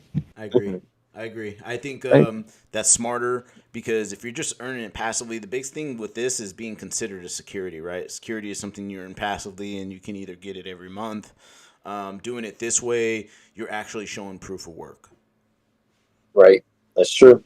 Yep, 100%. And so my big takeaway from what he was saying too, on top of what you guys were talking about, was the fact that he repeatedly wanted to call us partners, right? This is a game that they're developing for, like what Gonzaga was just saying, for us to be able to go out and create content. To delve into that a little bit more, he wanted us to essentially go out there, and they're probably going to be providing a platform, sounds like, that'll be providing analytics like what YouTube does for video content, based on our Maestro Towers, or when we have land, if we're crafting things, we'll probably be able to see stuff almost as if it was a business, because he said he wants us to be out here producing our own things as if we were business partners. They're just making the content for us to be able to do it. It's like going on and making a shop on Etsy or Shopify or an Amazon shop or an eBay shop. They're providing the platform for you to be able to do it. They're also providing the goods for you to be able to do it in this case as well. But he talked about us wanting the community to be a partners with him. So, and along with all of the creation. Yes. Yeah. So that means a lot of user-generated content will be a huge portion of what this game is going to be. So. And that in order to do that, we need Prime Eternals, and so I think that's another Correct. big part of it. Big. That was a big thing. Prime Eternals. So we've talked about it. Preached that about being Prime Eternal holders on this In order podcast. to generate, well, in order to build, which is at the same time generating that content, right? Like the more that you have, if you're holding or if you're earning it somehow, you can generate more and more content. Get more, become more experienced in building and creating that that gaming experience for others. Well, and they're definitely going to have different layers of what they're talking about, because not everyone's going to be able to hold a Prime in the game, right? They can't expect all the content to come from the 2,000 and something wallets that are holding the 7,600 Prime Eternals. Other people are going to be able to come in and play, and I think a Prime Eternal will just have access to higher level of what it is, right? Which in the long run makes you more of a valued asset because you have more access to stuff compared to someone who comes in that starts free to play. They might have access once they become a gladiator role or something to be able to create their own Maestro Tower, right? But the Prime Eternals are going to be the ones who have, as of right now, have all of the titles to be able to increase the amount of floors and the amount of characters in your Maestro Tower and add all of these emotes and pieces of art and modifiers to your towers. So, man, I'm gonna make a Mario Brother fucking level tower. Just you're like your PE. You're running around like Mario, hitting the star, jumping on the enemy, crushing them. Eventually, we'll be able to do it. Sounds like, man. 8-bit baby. Right. Guys, it's been a long one, man. It was a fucking great celebration. We are 1 year in. Fucking, we had the old school homie Gonzaga on. I still appreciate what you do, man, with the Bone Zone. I'm a big fan, man. Keep it up, man. Keep up the great work. Yes, sir. You do that, man. I watch it every time. I appreciate that. Hell yeah. That. Guys, you want to give a final word, or are we doing something else? What's going on? Yeah, I mean, there's some stuff that's been going on in CA. We could talk about that real quick. But also at the same time, we have gone an hour and a half. Everyone's still streaming with us. I want to, give a shout out to you guys. Yep. Give you guys another reward as an option. Our second live giveaway that we're going to do is going to be for a Geckoid. So, let's go ahead and get everyone out there and just post a lizard gif, a little lizard emoji for me, right? Everyone that posts a lizard emoji in the next few minutes, again, I'm going to write your name down on a list in order. Just run the random number generator, and we're going to give away a Geckoid live. So, let's fucking do it, boys. Give me those lizard emojis. Lizard emojis. What family is it, man? It depends. I might not even want it. You're not even going to enter? You're not allowed to enter. I'm going to put the lizard emoji. Let's see what... I need a Sidari. You're not even allowed to enter, bro. I need a Sidari.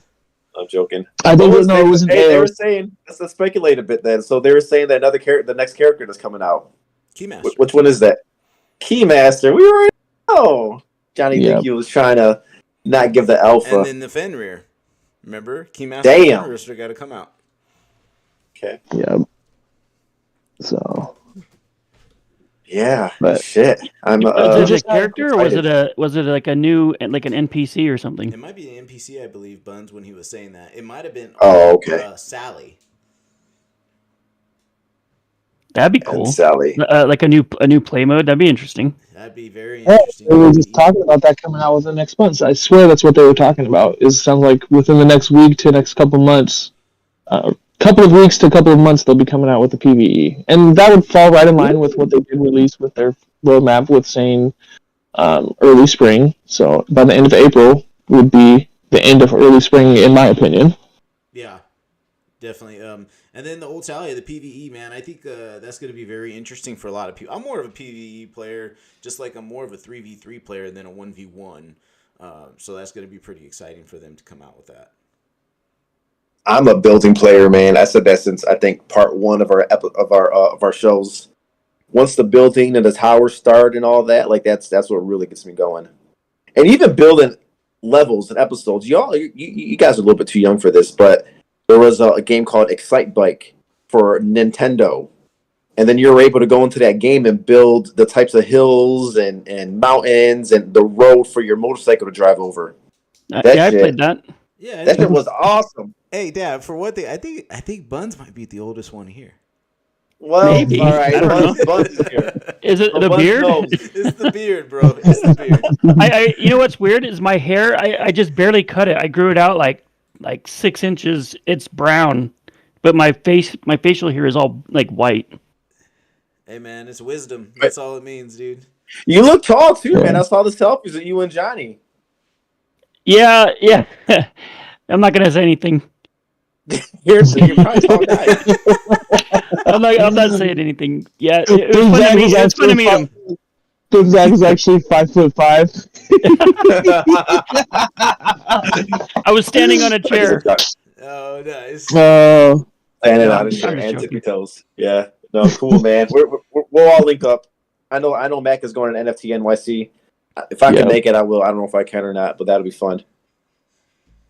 Yeah. Mac, when is Yeah. that? that's April 12th through the 14th. So, Damn, that's in a couple of weeks. yep. And the We got- man. Let me just hop in here really quick. I got 8 entries, but it says we got 12 listeners. Are all of you guys watching the YouTube live with us too? I am. I know you are, but Zach, I see you I'm there. not. You're not. I'm not. Nice. no. Now that am. we My just shit will brought crash by if 2 I- listeners. If I open up a... All right, so we got everybody that's live with us right now entered. So I'm gonna run a random number generator, and then we'll come back in a minute or two with our Geckoid winner. Okay? Yeah. Sounds Yeah. good. And Los, a Christmas tree does not count as an entry. So A Christmas tree. He's doing something else. He's Oh, doing man. something else. No, that Alright, sounds, so- I wonder how NFT NYC will be going. That sounds good. You're gonna it's give us gonna a be full super report. fun.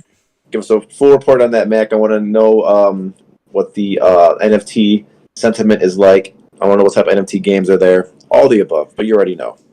You already know. I'll bring it back You for understand. everybody. You understand the You assignment. know. Yep. So. Mm-hmm. But Zach, while we got you on here, how do you like 3v3 combat, bro? What do you think about it? I think it's awesome. It's my favorite game mode right now. It's like it. And not just because I'm good at it either. I think it's a lot of fun. Yeah, it's freaking Fun. crazy, man, right? Like, What's the strategy there, guys? Give some alpha on your own personal strategy in 3v3. Yeah. You try to team up on somebody. You trying to take 2 at one time. What are you doing? Yeah, so usually I'll either distract 2 people just by running around and parrying and dodging, and then Okay. let my teammates 2v1 the other opponent. Ah. And then that's I'll nice grab- of you. Yeah, then I'll Okay. grab some health potions and then run back, and if you kind of you kind of have to play the field and see what's happening, but usually I'm almost always going to 2v1 someone if I can, bro, I go to the first person getting double team and just horn them in the back. That's it. That's it, man. Yeah. No, I like B strategy. Yeah, Yeah, also, I I Around also a little will, bit. I'll also knock down the walls next to the power up, so that way you can just run over there and grab them without having to run around the whole gate. Yeah, those gates are tough as shit, right? I was swinging at them 2, 3, 4 times, and then those fuckers finally break. Yeah, I noticed that the ogre can hit it 3 times, I think, but then the whisper has to hit it 4 times. Yeah, it just depends. With the Kark, if you try to use the heavy on it, man, it took me 3 times to do it. 3 or 4 times. I've gone through with the Ogre Heavy in 1 hit before. Right off the bat. When you first start out, if you go through and you knock out the first 2, with the Ogre, you can knock it out in 1 hit. Wow. Yeah. So. Yeah, the other thing is to look out for those traps, because those will melt people fast. Yeah, man. You gotta watch out for those Yep. spikes, dude. And if it's even if it's even risky or worth it going to just get a health boost or something like that, right? Oh yeah, because if you get hit with the Aeos ball on those and it's going off, you're done for immediately. Because the Aeos ball, it stuns you for a good like second and a half, which is enough time to get hit twice by those, and then it's no good. No, it's good to have AOs on your team. Have you all played League of Legends, and do you think the gameplay's looking like that a little bit with the 3v3? It's a different type of gameplay, right? Like, just because in how can I say? Well, so don't have Well, the abilities are more meaningful, I think, in League of Legends. Different types. You mean like different Well, like they abilities?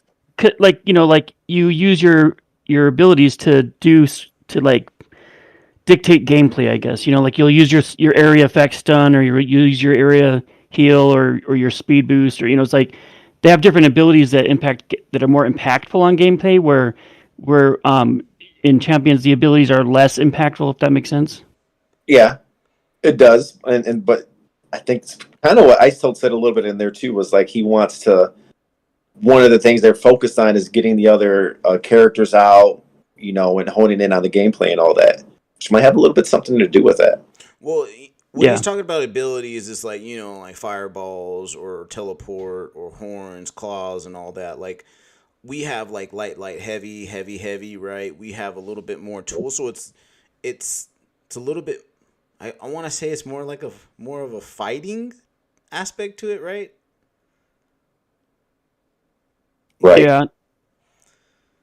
But I do think, like, so especially with Whisper, I think so specific parts are more impactful on combat. In the 3 versus 3, like your fire breath. Being able to do that and lead someone that's running, and kind of like do your fire breath in front of where they're going, so then it hits them. Like stuns them and slows them down, or like doing the teleports at the right times and stopping people from running, or trying to get them on a trap and stuff like that. So like there's some specific use cases where the parts are meaningful in combat, but just generally speaking, like the abilities in League of Legends that's like what drives the whole thing. Nice. Well, and I'm wondering, League of Legends is fucking huge, and then we've seen our first tournament. I'm thinking those get bigger and bigger. It's good tournament gameplay, especially when all the characters come out. I'm excited. Well, they've already run a couple more. So they had the CA official First Blood tournament, which it was TPS versus Wardens in the finals. It was Arkham versus KG. And KG ended up winning that one. Congrats to KG again. I know Blitz, I've already said it. And then we had Tri set up a tournament that was the Southeast Asia server, and it was a lot of European and Southeast Asian community members. And Pyrrha versus HECD, I think it was in the end. Eladir in game, and Pyrrha ended up taking the final for that one. So those are two that I've already run, and I think CA started one this morning, and those ones didn't quite go so well. Yeah, and Gonzaga.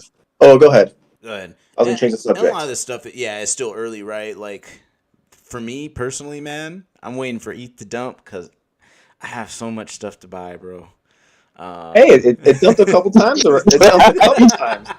I know, bro, but I couldn't get it all those last couple times.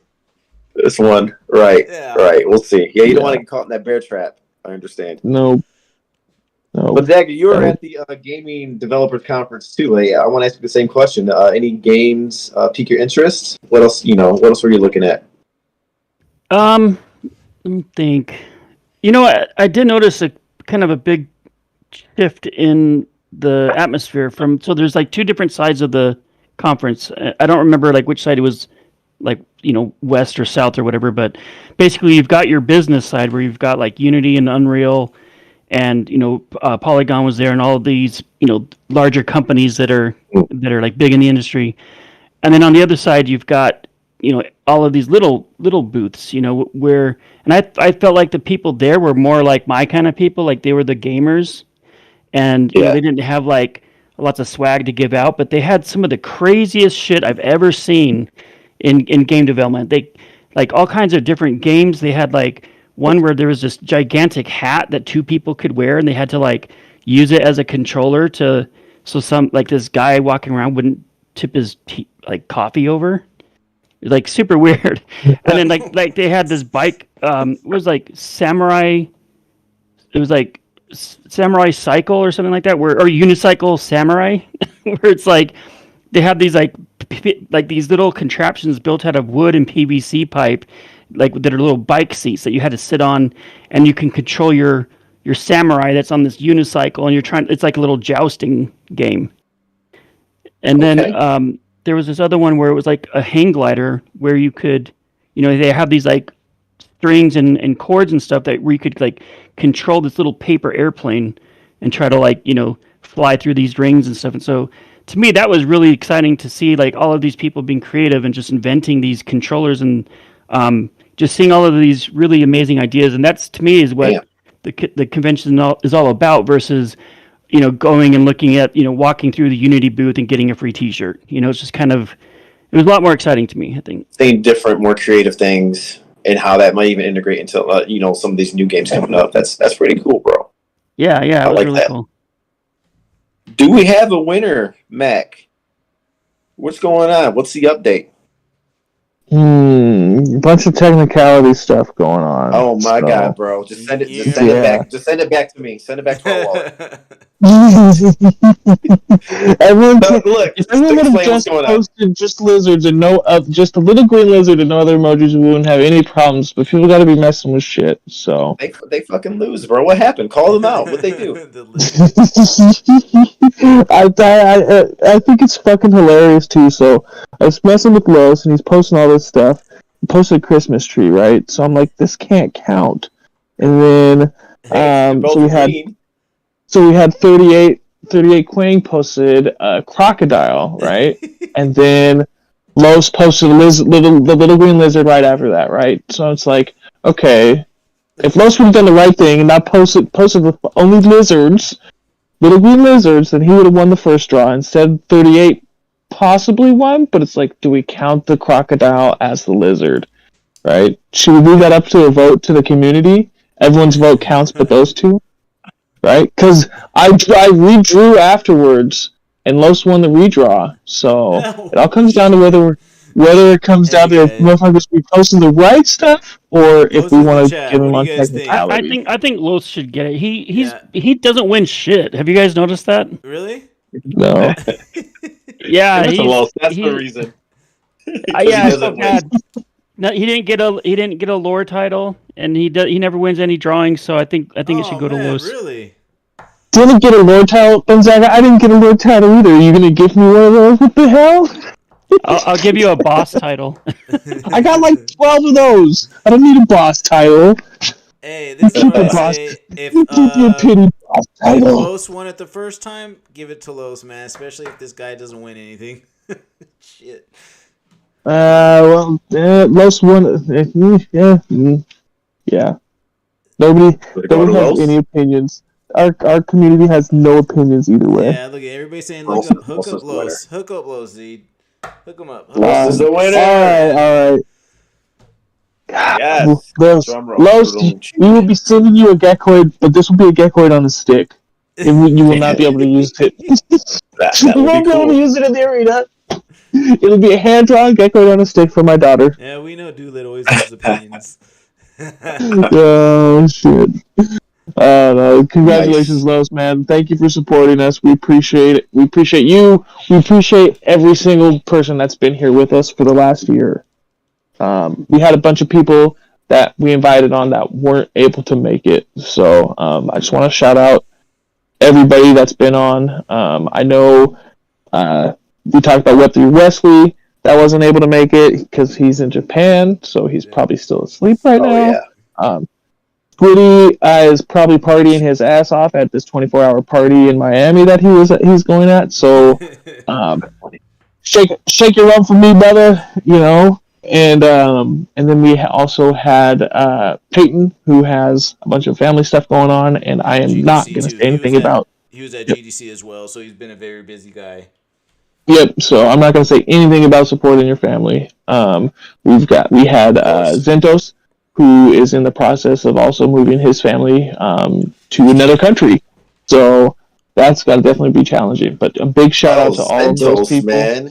Jeez, who that were was not such a able to great make fucking it. episode. Yeah, big shout out, man. We also That had Zentos a couple episode. I'm people sorry. who Captain Chris also got COVID. So shout out to Captain Chris, and I hope you get better real soon, man. And then we reach out just so everybody remembers. We had the Female Tech Warrior Guild on, and we had a bunch of our guilds on too that supported us. We had a bunch of guilds, so thank you to everybody who was out there and supported us throughout this first year. Oh yeah, man, yeah. And I cut you off there, bro. But I don't know why, but I almost forgot about that Zentos episode, bro. What a fucking genius, bro. That was such a deep, dope ass episode. He had such a great outlook on crypto and the NFT gaming market. I like to say, even when he was talking, like he was kind of like I had the same reasons for getting into gaming, NFT gaming that he was talking about, like same reasons why. So. Please go back and listen to that Zentos episode if you have not heard it. I think I'm gonna listen to that soon because that shit was dope. We need to get him back on here. Yeah, we'll have. How him you back feeling, on man? here. Yeah. Yeah. About Then what you got to overall- say after a year, man? Yeah, what do you got to say after a year? Hey man, it went fast. It went fast. Met a lot of great people. All three of you guys here. Some of my best friends, and then I have some in the chat right now. I have some of my best friends as well that I've met in the Web3 space and created a lot of good relationship with through my ups, through my downs of getting rugged. Just very appreciative, man. Very glad to be in the space. I've learned so much. I've been humbled, right? So, and I'm even more convicted in the games that I'm in now. So I just take it as learning experience, but very grateful for all the opportunities that have come my way. Right. Dope. Gonzaga, yeah. How about it, man? How do you feel after a year? What's your outlook on the game? Yeah. So if I'm being honest, so in the last couple months, maybe, I've been having doubts. I've been thinking, I've been weighing the ups and downs. Should I just cash all my shit out? I mean, I could probably walk away with like $20,000 if I sold everything, or do I keep it, or am I going to be kicking myself next year in 2 years and being like, what the fuck? Like, why didn't I keep my stuff? And so, I've been on the fence. I've been going. I'm not a huge fan of the PvP, and that's all we've had for a long time. And so, I was debating, convincing myself to stay. But I'm just, after talking with Johnny at GDC and seeing what he's got and hearing about what's coming up, like I'm 100% in, super bullish, no doubts. All my doubts have been set aside. And even a year later, I'm still bullish about the project and happy that I'm part of the community. Oh yeah, same here, man. I'm gonna say it one more time. Is we have, I think, some really great visionaries that are just the captains of this ship here. So Johnny's at it again. That's what not even a bet, but that's where like I was drawn to this project because to be a project to really be in the forefront of gaming and NFT and gaming on the blockchain like this, like I knew it had to be ran by people who are visionaries and just really making it happen, right? People of action that are making it happen. And they continue to impress. So I think if you're going to be a visionary and be this like ahead of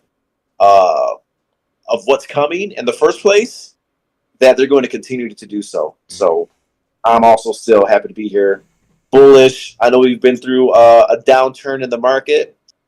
But what goes down goes up. What goes up goes down. I think after a little bit longer, man, when the bull run comes, we're gonna see who the clear fucking winners are. Yep.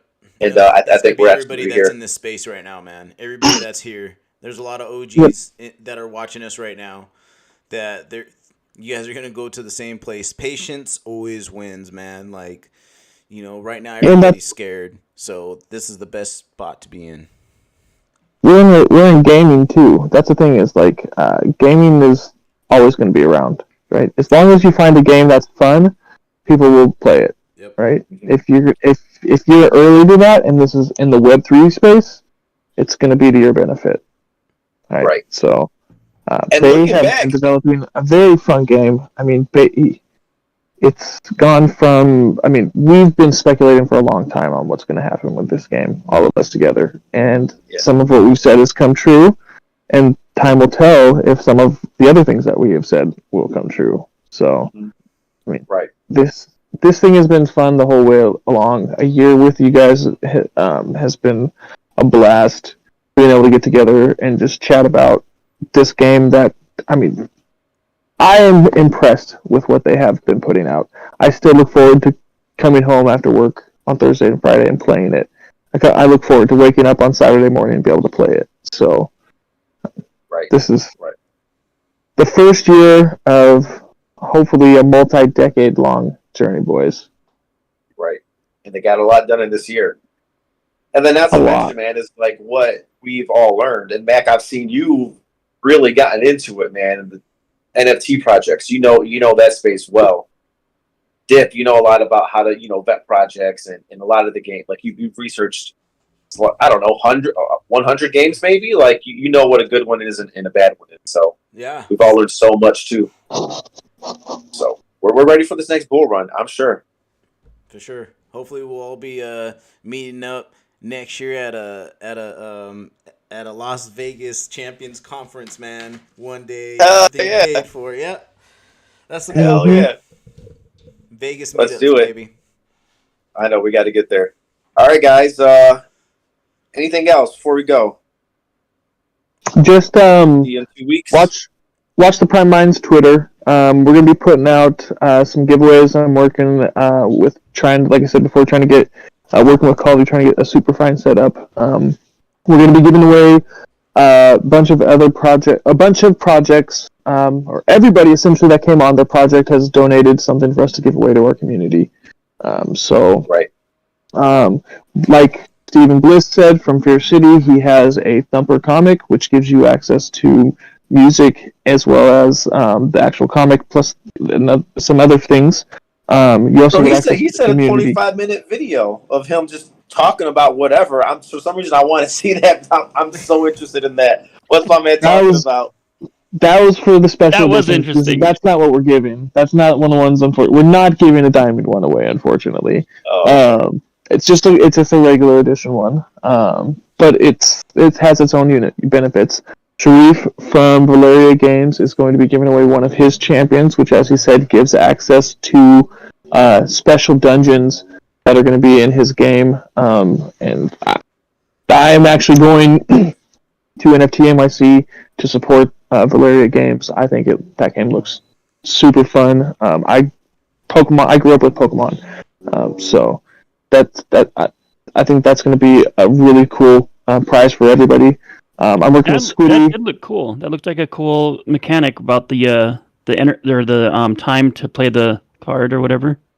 Yep, the build up, the energy. So yeah, we're doing that. He's giving away the champion that gives you unique dungeons, which will give you unique Valerians and unique rewards by playing it. And then Squiddy is going to be getting us. It's a mystery prize as of right now from Champions Ascension. And then I also will be contributing from another project that I'm in that is right along the lines with this AI user-generated content video gaming meta is Universe, and I'm going to be giving away one of their characters called Ryu, an uncommon character as well in this. So we're really trying to help everybody that's in our community get their reach out to other projects that we believe in as well. So come support us. Whatever you see, wherever you see us, like us, retweet us, subscribe, shout us out, comment 1,000 different people, tag them all. Give us all that support and love, man. We appreciate it for last year. There it is, bro. And we will see you for a whole other year. You know what, guys? I'll commit to it right here. A whole nother year with you guys. There we go. Then we'll see. There we Then go. we'll renew the lease. We'll see it from there. All right, that's it. You already know how we depart, man. It's been a great year, and as always, prime minds think alike. We are out.